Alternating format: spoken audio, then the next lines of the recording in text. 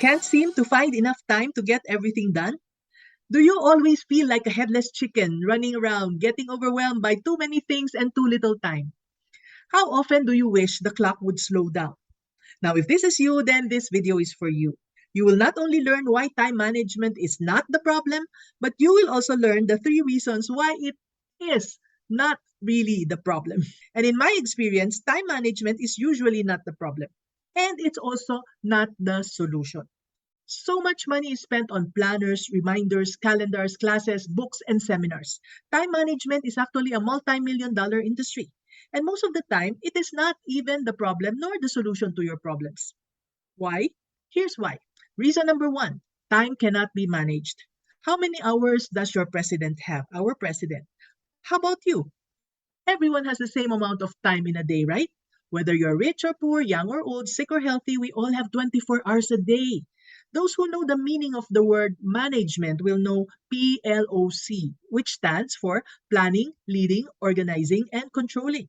You can plan time using calendars. My favorite tool is Google Calendar. Now, can you lead time? Can you say to time, stop, go slower, go faster? No, we cannot do that, right? Next is organizing. Can you organize time? What we can do is to organize the activities, but not the time per se. And for the organizing activities, I use the Pomodoro technique. The assumption is we can focus for 20 minutes at a time. After that, we should have a break for 5 minutes so that we can manage our energy better. Now, you cannot stop the clock, but you can stop yourself.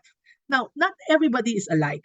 Like me, in Pomodoro, it says work for 20 minutes and stop for 5 minutes. I prefer a 2 hour chunk. I do 2 hour chunks of work. I sit down and focus for 2 hours, and then I walk around for 15 minutes and then work again for another 2 hours. Okay? You might want to try it. Now, next in PLOC is controlling. Can we control the speed of the clock? Of course not. So again, we cannot manage time. We cannot lead and control time, but we can plan and organize. We can manage ourselves and our energy. Now, reason number two, it's not about managing time. It's about managing priorities. What I use is the concept of the time quadrants of Stephen Covey. Many years ago, I read the book 7 Habits of Highly Effective People by the late Stephen Covey. Have you read it? It was a life-changing moment for me. I followed the application of one of the habits, and since then, I have continued to use it in my daily life. That's why, even in my late 60s now, I still accomplish much when I am also more effective with my life. Another one of Stephen Covey's life-changing books for me is First Things First. It's a follow-up book to the 7 Habits of Highly Effective People book that he first wrote. Now, this book was the one that taught me to prioritize. So to better illustrate this, let me divide a sheet of paper using 2 intersecting perpendicular lines. The lines form 4 quadrants. On the 2 quadrants on the left, we have the urgent activities. And on the upper left is urgent and important. On the left is urgent and not important. That's on the lower left. Now, on the upper right of the 4 quadrants, we have the not urgent but important. And lastly, on the lower right is not urgent and not important. Now, remember that everything on the left column is urgent and everything on the right column is not urgent. All right? If you look at it horizontally, the 2 quadrants on the upper row are both important and everything below the line is not important. Now, the book says that we need to take a look at everything that we are doing, all the activities that we have, and we classify each of the activities into the 4 quadrants. For example, watching Netflix. Is it urgent? Do you have to watch it now? Is it important? Is it life-changing? No. So Netflix is not urgent, not important. It belongs to the lower right quadrant. All right? Okay, let's have an example for urgent and not important. Your phone is ringing. Marites is calling to tell you a juicy chismis. Yes, it's urgent because the phone is ringing. You have to answer it if you want to. But the juicy chismis is not that important. Life won't be put on hold if you get the news tonight or tomorrow. What are examples of urgent and important? Well, your house is on fire, knock on wood, no? Your house is on fire or a family member got in an accident. These are examples of urgent and important activities. We cannot postpone it. We need to act on it right away. Now, what is not urgent but important? Well, something like planning. Do you like planning? Well, is planning urgent? No. That's why we keep on postponing it, right? But is it important? Yes, because when you have the right plan, you'll be able to execute and get results right away. Other examples in this quadrant are delegating, quality time, rest and recreation, eating healthy, and up-leveling knowledge and skills. These are important, so we need to make time for them, but they are not urgent. Let's not keep postponing that much needed massage or that vacation with the family. Now, Stephen Covey teaches that if you are always in the urgent, important quadrant, or that you're always fighting fires, like everything is dependent on you, then it's probably because you already need to delegate or to give up some of the work that you are doing. Train and delegate the tasks to someone to do it for you. Now, you might say, Mommy N, I don't have time to hire and delegate.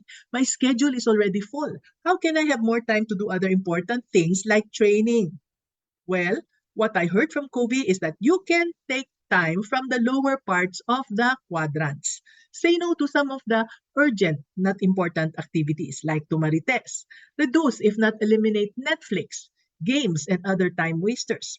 You can also say no to urgent and not important tasks as well. You can say, Marites, I'm sorry, let's talk some other time. Okay? So focus your time on delegating, planning, and everything in the not urgent but important quadrant because this will help you to slowly free up the other tasks in the urgent and important quadrant. Start hiring and training other people to do the tasks for you. And then when you have that extra time in your hands, then you don't have to do so much. You can now give yourself permission to watch Netflix or that K-drama series again. For now, focus on the upper quadrants because these quadrants will surely give you great results. Now, the lesson here is to manage your priorities. So, let's review. The first two reasons why time management is not the problem or the solution are time cannot be managed. Instead, we manage ourselves and our energy. Number two, manage priorities. We need to manage not time but our priorities using the four quadrants. Now, reason number three, it's not about time management. It's about letting go. What do we need to let go? Just like what we mentioned in our previous episode when we talked about burnout. If you missed it, you can watch that video later. In that video, we talked about things that we need to let go of, like time wasters, especially the people who are wasting our time. Sometimes we have outgrown people already, and it's time to meet other people at our current level. It's not that we think too highly of ourselves, but consider that it's time to let go of the people who just talk about their dramas and do not add value to your life. Let go of games on cell phones. Let go of too much time in Netflix. Let go of your cat videos and showbiz chismes. Let go of the word sayang, especially sayang to pay for the new hire. It's not sayang because once you're free of the routinary tasks, you'll have more time for yourself and your family. Let go of the things others can do well or better. So, hire and delegate. Do you know what the most valuable resources we have are? It's time and money.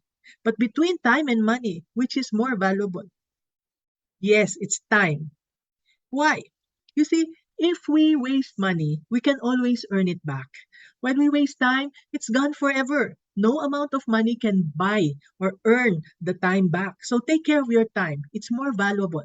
So, whenever you think that you need more time management, know that time management is not the problem nor is it the solution.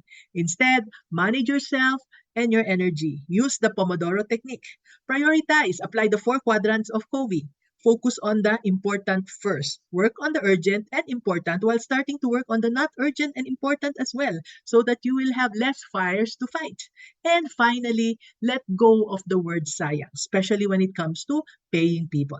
So those are the three reasons why time management is not really the problem. This is Mommy N, your Mommy Negosyo saying, be business minded. See you in the next video.